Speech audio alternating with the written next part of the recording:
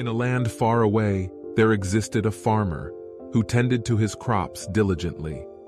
One day, while he was planting his crops, a sparrow decided to build its nest in between the fields. As time went by, the sparrow laid eggs in its nest, and soon little sparrows emerged from the eggs. They all lived happily with their mother, and the mother sparrow would fly to the forest every day to feed her little ones. One day, upon her return from the forest, the mother sparrow found her children in a state of fear. When she inquired as to the cause of their fear, they told her that the farmer had been talking about harvesting the crops and sending his sons to cut them the next day. The little sparrows were frightened and did not know where to go after the crops had been cut, since they were still unable to fly. The mother sparrow tried to calm her children and assured them that no one would come the next day to cut the crops. The next day, as she had said, no one came to cut the crops, and many days passed like this without any interference. However, one day, when the mother sparrow returned from the forest, her children were once again terrified.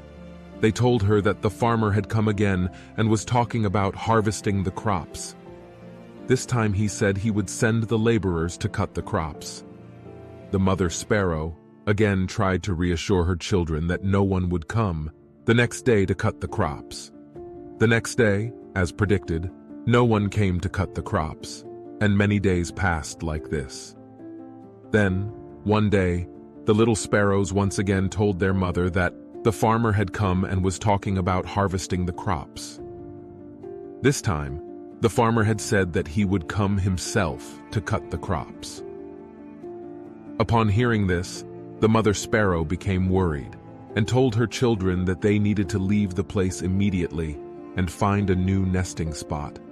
The little sparrows were confused as to why their mother was so sure that the farmer would come this time, when he had made similar claims in the past.